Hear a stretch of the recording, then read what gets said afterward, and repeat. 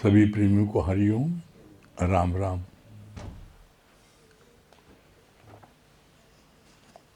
अभी कितना सुंदर जगदीश भैया और चित्रा बता रही थी, हमारे नवरत्न और नवरत्नियाँ।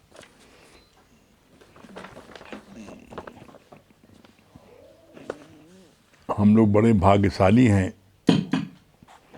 बहुत ही भाग्यशाली हम लोग हैं कि हम लोगों को रोज़ गीता ज्ञान सुनने को मिल रहा है। हम लोगों का गीता का 18वां अध्याय का 70वां श्लोक चल रहा था। 70वें श्लोक में क्या पढ़ा गया था? हेलो, 70वें श्लोक का कल 69 श्लोक समाप्त हुआ था। आज गीता अध्याय का 70 श्लोक। कल क्या पढ़ा गया था? गीता भी पहले इस भाव से पढ़ी जाती थी कि इसको पढ़ने से क्या मिलेगा। पहले महात्म पढ़ लेते थे, पर इस विधि मिलन न होई। हार पढ़ियो स्वामी के द्वारे, दीजिए बुद्धि विवेका। विवेक से ही हमें सत्य और असत्य की पहचान मिलती है। गुरु हमको राइट मैन बनाता है। If A wrong man uses the right means work in the wrong way. कल यहाँ समाप्त हुआ था। आज 18वें अध्याय का 70 श्लोक। क्या बोल रहे हैं भगवान? गीता सुनने का अर्थ है मन मना भाव होकर सुनना और उसे फिर अपने जीवन में लगाना। क्या बोला? गीता सुनने का अर्थ है मन मना भाव होकर के सुनना और फिर उसे अपने जीवन में लगाना। पहले बोला सुनना, फिर जीवन में लगाना। अगर आपने मन मना भाव होकर के तेल धारा व्रत आपने नहीं सुना तो फिर आप उसको अपने जीवन में लगा भी नहीं सकते। जब सुना ही नहीं प्रॉपर तो कैसे लगाओगे? तो इसलिए बोला पहले सुनना। कैसे सुनना? तेल धारा व्रत। जैसे एक शीशी से दूसरे शीशी में तेल भरते हैं, उसी तरीके से एकाग्र होकर के ज्ञान को सुनना। और जब एकाग्र होकर ज्ञान सुनोगे तो आप अपने जीवन में लगाने में आपको आसानी पड़ेगी। फिर आगे क्या बोला? ज्ञान को सब एक ही एंगल से लेते हैं, ऑलराउंडर नहीं बनते। निष्काम कार्य में संलग्न होंगे तो फिर कर्ता भाव से रहित नहीं होंगे। जिनसे ज्ञान सुना उसके प्रति शुक्राने बुला दिए, तो ये भी सही नहीं है। यहाँ पर गुरु को क्यों बोलना पड़ा? ज्ञान को सब एक ही एंगल से लेते हैं। एक एंगल से लेने मतलब क्या है? एक एंगल से लेने का मतलब है कि एक एंगल से लेते हैं, ज्ञान सुना और इसके बाद में उन्होंने और किसी चीज़ में ध्यान नहीं दिया। सिर्फ 24 घंटे ज्ञान सुन रहे हैं, ज्ञानी बता रहे हैं। अगर आप दिन भर मीठा ही मीठा खाओ तो आपका मुंह खराब हो जाएगा। मीठा भी खाओ, नमकीन भी खाओ। इसी तरीके से आप ज्ञान भी सुनो और अपना कार्य भी करो, घर का कार्य भी करो, अपने ऑफिस का कार्य भी करो, सब चीज़ें करो। कैसे? इसका भगवान ने बहुत सुंदर विवेचन किया। बोला अपने जीवन को 4 भागों में बांट लो। रोज की रूटीन के 4 भागों में बांट लो। 24 घंटे होते हैं तो 24 घंटे में आप इसको 4 भाग बांटो। कैसे? 6-6 घंटे, 6 चौक 24। मतलब आप 6-6 घंटे कैसे दो? पहला 6 घंटे क्या है? Sound sleep. 6 घंटे हर व्यक्ति को साउंड स्लीप सोना चाहिए। अगर आप नहीं सोओगे तो आपका बॉडी भारी रहेगी और आपसे काम नहीं होगा। तो 6 घंटे शरीर को प्रॉपर रेस्ट देना, सोना जरूरी है। फिर क्या बोला? 6 घंटे आपको अपने दैनिक क्रियाकर्म, खाना पीना, योगा, वॉक, इन सब चीज़ों में, जिससे आपका तन भी स्वस्थ हो। अगर तन स्वस्थ नहीं होगा, आपने अच्छे से खिलाया नहीं, पिलाया नहीं, एक्सरसाइज नहीं किया, योगा नहीं किया, तो आपका शरीर भी ठीक नहीं रहेगा। और परमात्मा को प्राप्त करने का माध्यम शरीर है। तो बोला 6 घंटे क्या करो, अपने शरीर को दो, योगा कराओ, वॉक कराओ, खाना पीना, दैनिक क्रियाक्रम, 6 घंटे इसमें लगा दो। फिर 6 घंटे अपने व्यापार, अपनी पढ़ाई, अपने ऑफिस, अपनी फैक्ट्री, उसमें दो 6 घंटे। और 6 घंटे अपने सत्संग में दो, 2 घंटे सुबह, 2 घंटे रात, 2 घंटे निष्काम में। अब फिर आप देखो कि आपका जीवन कितना सुंदर हो जाता है। इसको बोलते हैं ऑलराउंडर। आपके शरीर का अगर कोई एक पार्ट, हाथ बहुत तगड़ा हो जाए, बड़ा पहलवान हो जाए, हनुमान जी की गदा की तरह, लेकिन पैर बहुत कमज़ोर हो जाए, तो खड़े कैसे होगे तुम, कैसे दौड़ोगे? तो बॉडी का जब हर पार्ट मजबूत होता है तो आपको युद्ध में सफलता प्राप्त होती है। अगर कोई पार्ट कमज़ोर होता है तो अपोनेंट उसी पार्ट में प्रहार करता है। अगर आपका पैर कमज़ोर है तो उसमें प्रहार होगा, हाथ कमज़ोर, हाथ में प्रहार होगा। तो बोला हर पार्ट को अपने मजबूत रखना। और कब मजबूत होगा? जब आप प्रॉपर 6-6 घंटे सब में दोगे। 6 घंटे साउंड स्लीप, 6 घंटे दैनिक क्रियाकर्म, योगा, वर्जिश। हम देखते हैं लोगों को, कितने लोग देखते हैं। भगवान बोलते हैं troubles don't come if you not invite them. परेशानी तुमको जीवन में आ नहीं सकती है तुम उसको निमंत्रण नहीं दो। तो किसी ने गुरु जी से हमारे सामने बोला, गुरु जी दुनिया में कौन ऐसा मूर्ख है जो परेशानी को निमंत्रण देगा? कहे तुम परेशानी को निमंत्रण जो है तुम कैसे अनजाने में देते हो, तुमको पता नहीं है, अपनी आसक्ति के कारण देते हो। कैसे? बोला कोई नहीं देगा गुरु जी। कहा नहीं देते हो, कैसे देते हो? जैसे बोला कोई व्यक्ति रात को 3-4 बजे तक जगता रहे और सुबह 12 बजे तक सोता रहे, तो तुमने परेशानी को निमंत्रण नहीं दिया। अरे रात होती है सोने के लिए, आप 12 बजे सो जाओ तो सुबह 6 बजे उठ जाओ, 6 घंटे बहुत है। अब आप अगर रात में नहीं सोओगे तो दिन में आप कितना सो लो, आपकी बॉडी प्रॉपर वर्क नहीं करेगी। क्यों? हर चीज़ का एक वो है, सिस्टम है। एक्यूप्रेशर बताते हैं कि प्रातःकाल क्या होता है, प्रातःकाल 5-6 बजे से लेकर के और 8 बजे तक क्या है, वो आपके दैनिक क्रियाकर्म आपके बड़े नेचुरल में होते हैं। और जब आप 12 बजे सो उठते हो तो वो सब क्या है, वो सिस्टम बिगड़ जाता है। रात को 12 बजे आप सो जाते हो तो सुबह 6 बजे जग जाते हो। लेकिन जब रात में आप 4 बजे तक जगे, 3 बजे जगे, तो सुबह आप जो 6 बजे उठना चाहिए आप 12 बजे उठते हो। तो आपने देखो कितना आपने सोया ज़्यादा। 6 घंटे की जगह आप सो रहे हो 10 घंटे, रात को 4 बजे सो रहे हो और सुबह 12 बजे उठ रहे हो, तो आप 10 घंटे सो रहे हो और इसके बाद भी आपकी नींद पूरी नहीं होती, आपका स्वास्थ्य खराब हो जाता है। आप कितनी कोशिश कर लो, स्वास्थ्य आपका ठीक नहीं रहेगा। क्यों? जब आपको सुबह 6 बजे 7 बजे आपको दैनिक क्रियाकर्म करना चाहिए, आप सो रहे हो। आपको 9 बजे 10 बजे नाश्ता कर लेना चाहिए, ब्रेकफास्ट कर लेना चाहिए। और कैसा रिचेस्ट ब्रेकफास्ट बोला नहीं, जो सुबह का ब्रेकफास्ट होता है, लंच होता है, बोला राजाओं महाराजा वाला करो। और रात का जो भोजन होता है वो भिखारियों वाला करो। क्यों? क्योंकि रात को आप अब सोने जा रहे हो और सोने जाने के आप 2 घंटे पहले आपने खाया, तो कैसा एकदम आप बहुत हल्का लेते हो, 1 रोटी 2 रोटी खाते हो तो वो तो पच जाएगा।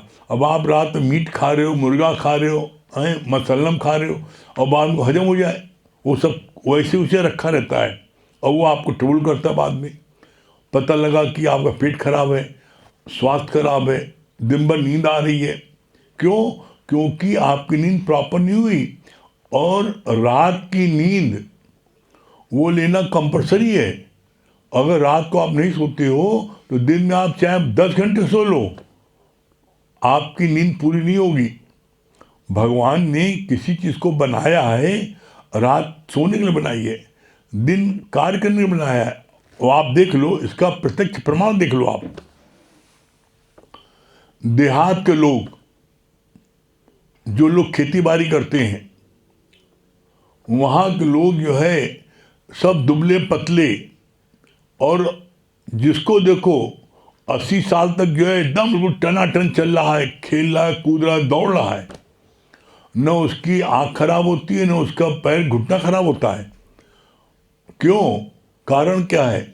कारण क्या है कि देहात में जितने लोग होते हैं वो सभी लोग खेतों में सुबह 6-7 बजे आ जाते हैं, और फिर खेत में ही जब तक सूर्य अस्त नहीं हो जाता तब तक वहाँ रहते हैं। एक तो उनको धूप मिलती है, जो धूप मिलती है विटामिन डी, इससे उनकी हड्डियाँ बड़ी मजबूत होती हैं फ्री में। और क्या, वो लोग जो है जो दिन भर वर्क करते हैं, इसलिए देहात के लोग देखिए, आप देखिए बड़े हष्टपुष्ट होते हैं, और खाते रूखा सूखा है खेतों में, लेकिन उसके बाद भी वो बड़े हष्टपुष्ट होते हैं, और उनका जीवन, उनकी आयु अधिक होती है।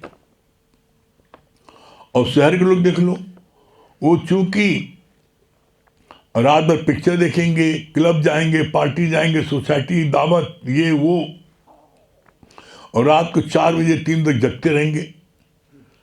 परिणाम क्या होता है आप देख लो। शहर का रहने वाला कोई व्यक्ति देख लो आप, जो रात को देर तक जगता है, आप देख लो उसकी सेहत कैसी है। उसके 10 बीमारी उसको लगी है, उसको शुगर की बीमारी होगी, तो उसको जो है हाई ब्लड प्रेशर भी होगा, तो उसको जो है डिप्रेशन भी होगा, उसका घुटना भी दर्द कर रहा होगा, रात भर नींद भी नहीं आ रही है। हम कहते हैं क्यों नहीं सोते? कहते वो नींद ही नहीं आती। अरे ज्ञान सुनो तो नींद घराट आएगी। ज्ञान सुनो और देखो तुम बिस्तर में लेटो, नींद आए तब कहना। क्यों? क्योंकि वो रात में सोते समय भी वो अपनी नोट गिनते हैं। देखो बहुत से लोगों उंगली चलती रहती है सोते समय भी, नोट गिनते रहते हैं। अरे भाई, कितना भी कुछ कर लो, कभी 2 मिनट एकांत में शांति से बैठ के सोचो तो। क्या तुम्हारा जीवन सिर्फ खाना पीना भोगना मर जाना ये जीवन है? खाना पीना भोगना तिनका पशु समान। अरे जो पशु होते हैं उनका ये है, और आप वही काम आप भी कर रहे हो, तो आप में पशु में फर्क क्या है फिर? अरे परमात्मा ने आपको अपने जैसा हूबहू बनाया है, तो परमात्मा कुछ तो लक्षण लाओ भाई, कुछ तो करो परमात्मा कार्य है। गुरु जी ने इतने कड़े शब्द बोले हैं कि आपको लगेगा हमारे गुरु ऐसा बोलते हैं। गुरु ने क्या बोला है? जो जीता है मैं मेरे के लिए, सिर्फ अपने लिए, अपने बाल बच्चों के जीता है, क्या बोला? उसका मरना भला है, और जो जीता है सर्व के लिए उसका जीना भला है। तुम सर्व के लिए जीते हो? देखो, सोचो, विचार करो। और सर्व के लिए कब जियोगे? जब तुम्हारी हेल्थ पहले अच्छी होगी। और जब तुम खुद ही खांस रहे हो, दिन भर दवा लेने भाग रहे हो, तो तुम किसी की सेवा क्या करोगे? तो पहले अपने को स्वस्थ बनाओ, और वही स्वस्थ हो सकता है जो अपने जीवन को रोज को 4 भागों में बांट लेगा। 6 घंटे दे अपने समय को, 6 घंटे साउंड स्लीप, 6 घंटे दैनिक क्रियाकर्म भोजन वर्जिश, 6 घंटे अपना व्यापार सर्विस पढ़ाई लिखाई, और 6 घंटे सत्संग में। कितना खूबसूरत जीवन आपको हो जाएगा। आपको ताजुब होगा क्या जीवन हो गया है। आप करके देखो। और हम तो एक बात कहते हैं, आप मात्र 1 हफ्ते, हमारी आपसे हाथ जोड़ करके प्रार्थना है, मेरे कहने से आप सिर्फ 1 हफ्ते हमारे कहने से ऐसे आप 6-6 घंटे चारों तरफ दे दो, और देखो आप क्या क्या फर्क पता लगता है। आप हर समय उछलते कूदते रहोगे, इतनी आपको एनर्जी रहेगी, हर समय आप प्रफुल्लित रहोगे, कभी आपके अंदर में थकान, उलझन, इरिटेशन नहीं आएगा। और जीवन का लक्ष्य क्या है? The aim of life is peace of mind. अगर मन में शांति नहीं है, मन में हलचल है, मन में हर समय डर है, तो क्या फायदा ऐसा जीने से, डर डर के जीने से। और आप देख लो, जो व्यक्ति आपके गलत कार्य करते हैं उनको हर समय डर लग रहता है, ये न हो जाए, ये न हो जाए। भाई तो गलत काम करते क्यों हो? और इसके लिए भगवान ने बोला कि तुम्हारा मन वो सबसे बड़ा साक्षी है। तुम्हारा मन साक्षी है। तोरा मन दर्पण कहलाए और भले बुरे सारे कर्मों को देखे और दिखाए। जग से भाग ले प्राणी पर मन से भाग न पाए, तोरा मन दर्पण कहलाए। तुम्हारा मन जो है वो आईना है, तुम्हें दिखाता है। तो तुम जग से भाग सकते हो लेकिन मन से नहीं भाग सकते। तो अपने अंदर में ये 2 मिनट एकांत में बैठ करके महसूस करो, मेरे जीवन का लक्ष्य क्या है? बस ये खाना पीना भोगना? जब आप सर्व के लिए जियोगे तो आपको जीने का आनंद मिलेगा। करके देखो, और अगर आपको आनंद न मिले तब कहना, ठीक है? बाकी आगे अमित भैया बताएंगे।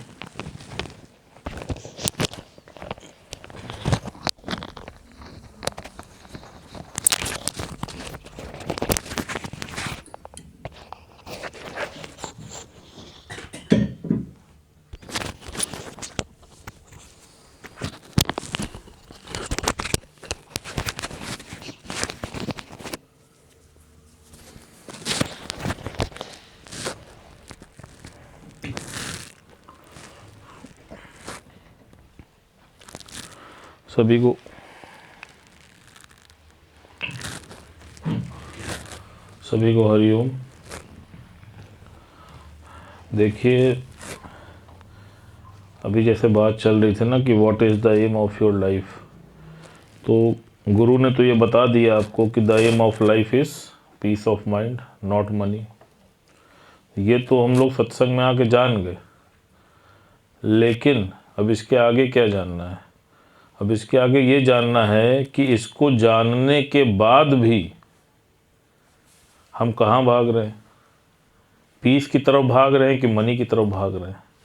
जैसे कल और परसों भी बात चली थी कि भगवान ने मनुष्य को विवेक दिया है, बाकी किसी को विवेक नहीं दिया। तो विवेक किस लिए दिया है? विवेक इसलिए दिया है कि ठोकर खाते रहो। जैसे भगवान ने आँख किस लिए दी है? आँख इसलिए दी है कि देख के चलो। अगर आँख होने के बाद भी तुम ठोकर खा रहे हो और नहीं ध्यान दे रहे हो, तो इसमें भूल किसकी है? इसी तरह भगवान ने तुमको बता दिया कि the aim of life is peace of mind, not money. अब तुम ये देखो कि उस पीस की प्राप्ति के लिए तुम एफर्ट क्या कर रहे हो। भगवान ने 2 कान इसलिए नहीं दिए कि इधर से सुनो उधर से निकाल दो। आप ये सोचो कि आप इसकी प्राप्ति के लिए एफर्ट क्या कर रहे हो, तो आप पाओगे कि आप एफर्ट तो कुछ कर ही नहीं रहे हो। आप सुन रहे हो, लेकिन सुनने के बाद जितनी देर सत्संग में रहते हो उतनी देर उसका प्रभाव होता है। जैसे आप बर्फ़ के पास जितनी देर रहो उतनी देर ठंडक महसूस होती है, फूल के पास जितनी देर रहो उतनी देर ठंडक महसूस होती है, फिर उसके बाद फिर वही स्थिति आ जाती है। तो यहाँ पर यही सबसे बड़ा पुरुषार्थ है कि किसी भी कार्य को करने के पहले आप एक बार अपने अंदर विचार कर लो कि यार इस कार्य को करने में अगर मेरी शांति भंग होती है तो आप उस कार्य को मत करो। सिंपल सी विधि है। कर बैठे और फिर ज्ञान ध्यान आया तो फिर क्या पाया? ठोकर खाने के बाद संभले तो क्या संभले? यही तो अभ्यास है, यही तो पुरुषार्थ है। कोई क्राइम आप कर बैठे और करने के बाद आप पछता रहे हो, तो क्या सज़ा नहीं होगी? क्या सज़ा तो होगी। और जानने वाला क्राइम करता है तो उसको और ज़्यादा सज़ा होती है। तो अब आप सोचो कि भगवान ने आपको उसकी नॉलेज दे दी। फिर दूसरी बात क्या है, जैसे आपको अपने जीवन का लक्ष्य तो पता चल गया, लेकिन उसके साथ आप सोचो कि जीवन भगवान ने दिया किस लिए? जीवन दिया है मुक्ति प्राप्त करने के लिए। अब आप अपनी मुक्ति के लिए क्या एफर्ट कर रहे हो? मुक्ति के लिए भगवान ने क्या बोला? पहला एफर्ट है सत्संग। बिन सत्संग विवेक न होई, और राम कृपा बिन सुलभ न सोई। तो जब तक तुम सत्संग को अपने जीवन में नहीं लाओगे तो कभी भी तुम्हें वो मुक्ति प्राप्त हो ही नहीं सकती। चाहे तुम कितना भी कुछ पढ़ लो, चाहे तुम कुछ भी प्राप्त कर लो। हम कह रहे हैं आप अथाह धन प्राप्त कर लीजिए, समुद्र पर्यंत धन भी प्राप्त कर लीजिए, तो क्या आप अपने लक्ष्य की पूर्ति कर पाए? आप अपने से पूछ के देख लीजिए। क्या अथाह धन प्राप्त करने के लिए मनुष्य का जीवन मिला था? क्या भोग में गिरने के लिए मनुष्य का जीवन मिला था? क्या आप सोच लो। थोड़ा समय आप अपने को दो, अपने से बात करो कि आखिर किस ओर तेरी मंजिल, किस ओर जा रहा है, हम जा किधर रहे हैं। हमारी प्रॉब्लम ही ये है कि हम बस भागे पड़े हैं, हमको अपनी मंजिल दिख ही नहीं रही है। क्यों? क्योंकि हम एकाग्रचित्त नहीं हो पा रहे, हम उस पेंडुलम की तरह बस हिल रहे हैं। और भगवान ने पहले ही बोला है कि स्थिर मन ब्रह्म, अस्थिर मन संसार। अगर आपका मन पल पल में अस्थिरता में है तो इसका मतलब कि ज्ञान नहीं लग रहा है। आप हर चीज में विक्षेपता में आ रहे हैं, इसका मतलब ज्ञान नहीं लग रहा है, इसका मतलब सही एफर्ट नहीं हो रहा है। जैसे आप सोचो कि बॉडी में कोई भी चीज कम या ज्यादा होती है तो टेम्परेचर कम ज्यादा होता है कि नहीं होता है? आपकी बॉडी का नॉर्मल टेम्परेचर क्या है? 98.8। अगर कोई भी गड़बड़ी होती है तो बुखार आ जाता है ना, अंदर से इंडिकेशन होने लगता है कि टेम्परेचर गड़बड़ा गया। तो टेम्परेचर गड़बड़ाने का मतलब क्या है? कि अंदर कोई प्रॉब्लम आ गई। फिर आप क्या करते हो? आप डॉक्टर के पास जाते हो, दवाई लेते हो, परहेज करते हो ना, कि उस टेम्परेचर में भी सब खाते पीते रहते हो।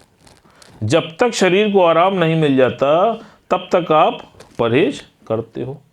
ठीक इसी प्रकार हर रोज आपके सामने परिस्थितियां आ रही हैं। आप देख लो, आपका टेम्परेचर स्थिर है, नहीं हिल रहा है, अप डाउन नहीं हो रहा है, कम ज़्यादा नहीं हो रहा है, इसका मतलब ज्ञान लग रहा है। और अगर हिल रहा है तो इसका सीधा सा साइन है कि अभी भी प्रॉपर ज्ञान नहीं लग रहा है। अब इसके लिए क्या पुरुषार्थ है? इसके लिए एक ही पुरुषार्थ है कि आप अपना डिवोशन बढ़ाओ, अपना समय बढ़ाओ, गुरु का संग ज़्यादा करो। जैसे डॉक्टर के पास बार बार भाग के जाते हो कि नहीं जाते हो, उसी तरह यहां पे है। तो जब आप अपने से बात करोगे, देखिए जितना अच्छा आप स्वयं को जान सकते हैं उतना अच्छा कोई दूसरा आपको नहीं जान सकता। और लाभ भी तभी मिलेगा जब आप स्वयं से बात करेंगे। जब तक आप स्वयं से नहीं बात करेंगे तब तक आप स्वयं को पहचान में नहीं पाएंगे। गुरु क्या करता है? गुरु तुमको आईना दिखाता है, लेकिन उसको देखने के बाद तुम फिर मुंह मोड़ लो तो फिर उसमें गुरु क्या कर सकता है? और फिर भगवान ने क्या बोला? सत्संग की इतनी इंपॉर्टेंस है कि आप सोचो कि वो पॉजिटिव एनर्जी आपको मिल कहां से रही है। जैसे जीवन जीने के लिए धन की उपयोगिता है, बिना धन के तो आप नहीं सरवाइव कर सकते ना। तो उसके लिए आप क्या करते हो? जो नौकरी वाला है वो नौकरी पे जाता है, जो बिजनेस वाला है वो बिजनेस पे जाता है। भले ही कितना उसकी तबीयत ठीक ना हो, लेकिन फिर भी वो जाता है ना, क्योंकि वो जानता है कि अगर मैं नहीं जाऊंगा तो मेरे पास जो अर्निंग का स्रोत है वो कहाँ से आएगा। तो आप एफर्ट करते हो कि नहीं करते हो? ठीक इसी प्रकार आप सोचो, मन की शांति के लिए आपको रेगुलर आना है। जब आप रेगुलर आओगे तभी तो आपका मन स्थिर हो पाएगा। और हम क्या करते हैं, कोई छोटी सी भी प्रॉब्लम आई, सबसे पहले आज बहुत ठंडा रहने दो, आज शादी में जाना रहने दो, और तो और किसी से कुछ कहा सुनी हो गई, आज मूड खराब रहने दो। जैसे जो शराब पीने वाले होते हैं, देखिए उनको बहाना चाहिए होता है, भैया आज काहे पी रहे हो, आज बहुत गम में, बात ना करो, पी लेने दो। अच्छा भैया पी लो। कल मिले, भैया आज काहे पी रहे हो, आज हमारे मित्र की शादी, बहुत खुशी में, आज पी लेने दो। अच्छा भैया आज पी लिए। तीसरे दिन पूछा, भैया आज काहे पी रहे हो, अबे भैया आज सुबह से एको ग्राहक नहीं आया, बहुत दिमाग खराब है, पी लेने दो। तो उनको बहाना चाहिए। ठीक इसी प्रकार आप देखो कि आप धोखा दे किसको रहे हो, आप धोखा स्वयं को दे रहे हो, किसी दूसरे को धोखा नहीं दे रहे हो। और फिर क्या होगा, जब आप पढ़ाई के टाइम पे लापरवाही करोगे, मक्कारी करोगे, तो उसका परिणाम क्या होगा, जब परिस्थिति आएगी तो डामाडोल होगे। और जो बच्चा आप देखो सिंसियर होकर पढ़ाई करता है, स्कूल में भी पढ़ता है, स्कूल के बाद घर में भी अलग से पढ़ता है, तो क्या वो एग्जाम से डरता है क्या? वो तो कहता है हमारा और एग्जाम लो, खुनकी से कहता है। और जो नहीं पढ़ता है वो देख लो, वो कोने अतड़े बैठा रहता है, और एग्जाम के पहले उसका बीपी हाई लो होने लगता है, परेशान हो जाता है। तो आप अपने मास्टर स्वयं हो। अपने से जब आप बात करोगे तो आप अपना रिजल्ट खुद निकाल लोगे कि मैं किस ऊंचाई पे मैं पहुंच पाया हूं। और जहां पर भी हो आप, वहां से भी लौटने की आवश्यकता नहीं है। भगवान ने क्या बोला कि तुम 15 सीढ़ी चढ़ चुके हो और मंजिल है 30 सीढ़ी की। अब अगर तुम 15 चढ़ चुके और 15 से नीचे उतरोगे तो भी तो 15 सीढ़ी उतरनी पड़ेगी। तो इससे अच्छा 15 चढ़ा ना जाए। अगर 15 चढ़ गए तो तुम मंजिल पे ही पहुंच गए। तो वो ज्यादा अच्छा है कि 15 तक पहुंच के नीचे उतरना ज्यादा अच्छा है? ये भी अपने से पूछ के देख लो। और ये भी ध्यान रखना कि कोई भी कार्य पहली बार में कोई सफल नहीं हुआ है, उसने निरंतर प्रयास किया है और बिना उकताए हुए मन से प्रयास किया है। चाहे आप किसी खिलाड़ी से मिल लो, चाहे आप किसी साइंटिस्ट से मिल लो, चाहे आप किसी इंजीनियर से मिल लो, उन्होंने अथक प्रयास किया है, तब जाकर वो उस मंजिल को प्राप्त कर पाए। लेकिन वो जो पॉजिटिव ऊर्जा है वो तुमको मिलेगी कहां से? वो तुमको मिलेगी सिर्फ और सिर्फ सत्संग से। जैसे मोबाइल को रोज चार्ज करते हो तब तो वो चलता है, कि बिना चार्ज के मोबाइल चल जाता है।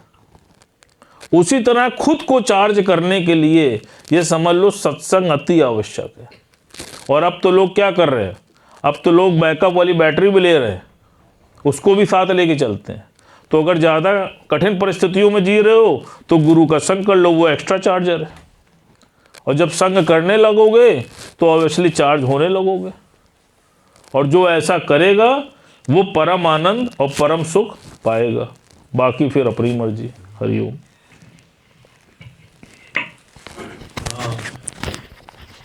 रागनी जी फरीदाबाद।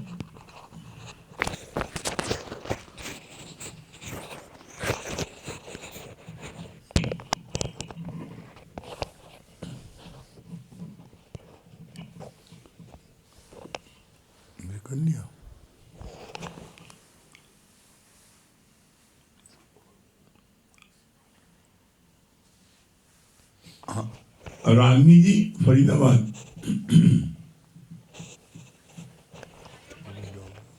हाँ हरिओम।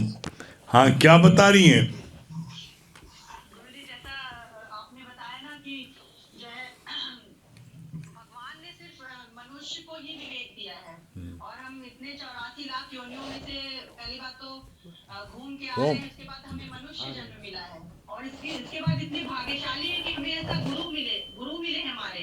इतने हम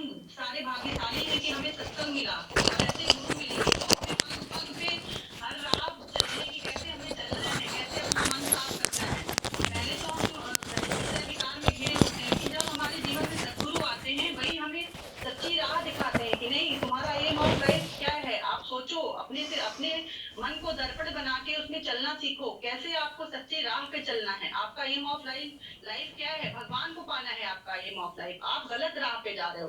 तो गुरु ही है जो हमें सच्ची राह दिखाते हैं, हर पल पल पे हमें जीना सिखाते हैं कि कैसे हमारा जीवन होना चाहिए, एक्चुअल में हमारा जीवन कैसा होना चाहिए, और हमें हर समय अलर्ट रहना चाहिए। और गुरु जी आपने कितना अच्छा बताया कि हमें 24 घंटे में अपने टाइम को भी कैसे मैनेज करना चाहिए। गुरु हर एक युक्ति देते हैं हमें, हर चीज, हर दिन कैसे अपने दिन को कैसे बांट के चलो कि आपकी किसी भी चीज में बाधा नहीं आए। कि 6 घंटे आप सत्संग के लिए निकालो, उसमें से भी 2 घंटे निष्काम, 2 घंटे चिंतन मनन और 2 घंटे सत्संग के लिए आप निकालिए। और बहुत अच्छे से गुरुजी आपने बताया ये चीज कि मतलब हर किसी को ये चीज समझना चाहिए कि अपने टाइम को कैसे मैनेज करके चलना है कि किसी चीज में कोई दिक्कत नहीं आए। जी गुरुजी। बहुत सुंदर। हाँ दुर्गेश भैया, दुर्गेश भैया दिल्ली।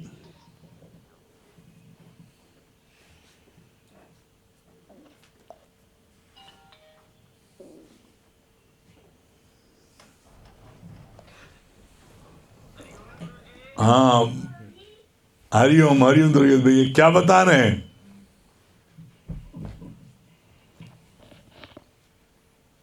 आवाज नहीं आ रही। हाँ गुरुजी, बहुत अच्छी बात बताई गुरुजी आपने। जैसे आपने बताया ना कि गुरु ने कैसे, मतलब पहले ये नहीं पता था कि किस समय क्या करें, है ना, लेकिन गुरु ने कैसे आपने एक एक चीज बता दिया कि टाइम का डिवाइड 24 घंटे में आपने डिवाइड करके बता दिया कि आप हर कार्य को कैसे कर सकते हो सरलता पूर्वक, है ना। तो गुरु यहाँ पे एक एक चीज की युक्ति बताते हैं। और भैया की बात ये लगी कि the aim of life peace of mind. आप खुद देखो कि आपको शांति किस चीज में मिल रही है, किस कार्य में मिल रहा है ना, इतनी आपके अंदर ये होनी चाहिए। तो ये बात बहुत अच्छी लगी गुरुजी। हाँ पूजा जी, हरिओम गुरुजी। हरिओम। हरिओम भैया जी। गुरुजी ये बात बहुत अच्छी लगी ना कि ज्ञान को तेज धारा वक्त अगर नहीं सुनोगे तो ज्ञान अपने जीवन में धारण नहीं कर पाएंगे। और ये सही बात है गुरुजी। जब तक हम ज्ञान को बिल्कुल उसी तरह जैसे राजा जनक ने तेल धारा दे के परीक्षा दी थी, उसी तरह अगर हम सुनेंगे तभी ज्ञान को हम अपने जीवन में धारण कर सकते हैं, वरना नहीं। और जैसे भैया ने बताया जितना अच्छा आप अपने आप को जान सकते हो दूसरा कोई नहीं जान सकता। हाँ बिट्टू रानी क्या बोल रही है? आगे बैठी है। हाँ आपके बगल में पूजा जी, आप क्या बोल रही है बेटा? ये बात बहुत अच्छी लगी ना, तोरा मन दर्पण कहलाए, भले बुरे कर्मों को देखे और दिखलाए, जग से भाग ले प्राणी पर मन से भाग न पाए, तोरा मन दर्पण कहलाए। अगर हम कोई भी कर्म करते हैं तो वो हमारे मन को पता होता है, कोई भी कैसा भी कर्म करते हैं, अगर हम जग से छुपा देंगे लेकिन हमारे मन को जरूर पता होगा। हाँ पीछे से छोटे दुर्गेश भैया जो है नमस्ते कर रहे हैं। छोटे दुर्गेश भैया नमस्ते। हाँ क्या बता रहे छोटे दुर्गेश भैया? बहुत अच्छी लगी ना, aim of life peace of mind. Very good, बहुत बढ़िया। हाँ और जीजा जो कहेंगे वही करेंगे, सुदामा भैया।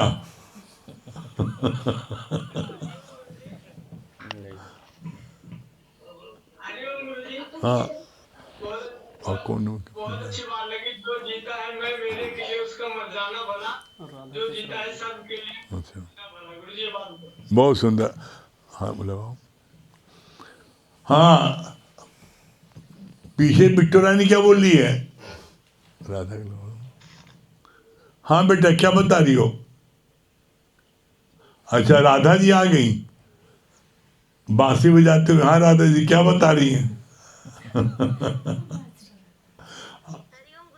हाँ हरिओम, क्या बता रही हैं?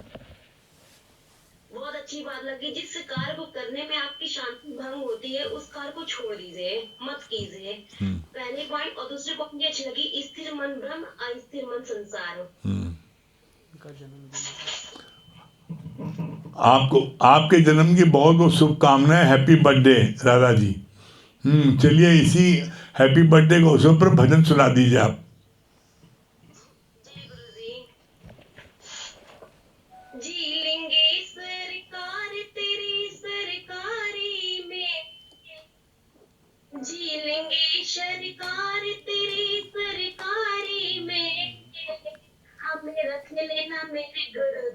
देव तेरी दरबारी में, हमें रख लेना मेरे गुरुदेव तेरी दरबारी में।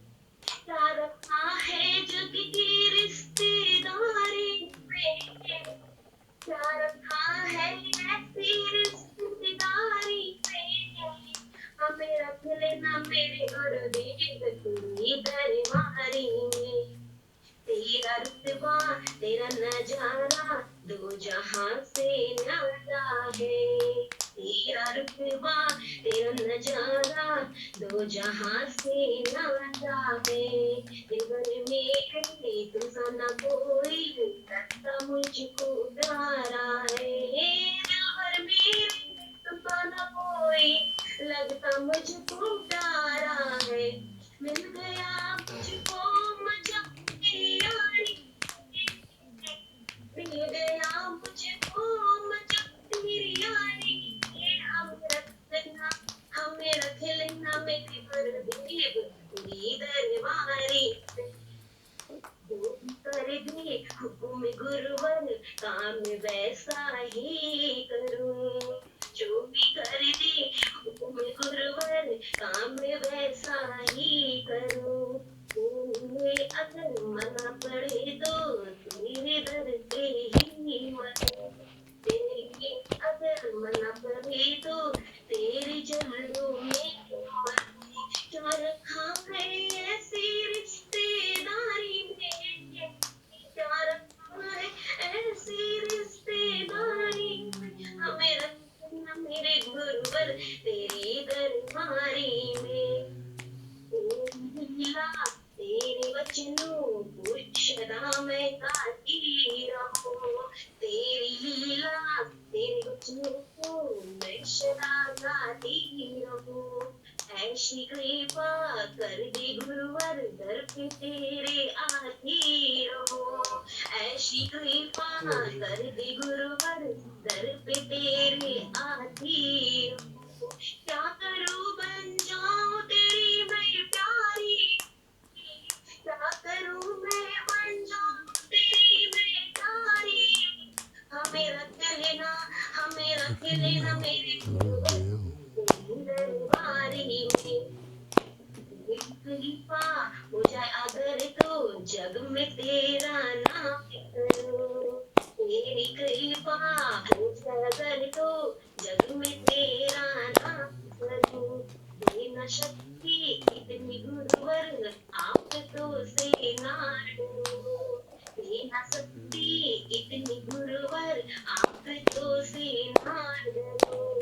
ओम ओम करे दे संसार सारी रे, ओम जैसा ओम मैंने करे दे संसार सारी रे, हमें रख लेना मेरे गुरुवर तेरी दरबारी में, तेरी दरबारी में। हरिओम गुरुदेव। आज से आपको रख लिया गया। आज से आपको दरबारी में रख लिया गया और 9 रत्न में आप शामिल हो गई हैं। अब आपको जो है सत्संग करना रहेगा। अच्छा, बहुत सुंदर भजन गाया आपने, बहुत सुंदर भजन गाया। हाँ चलिए, समय हो रहा है, ओम का जाप कर लें।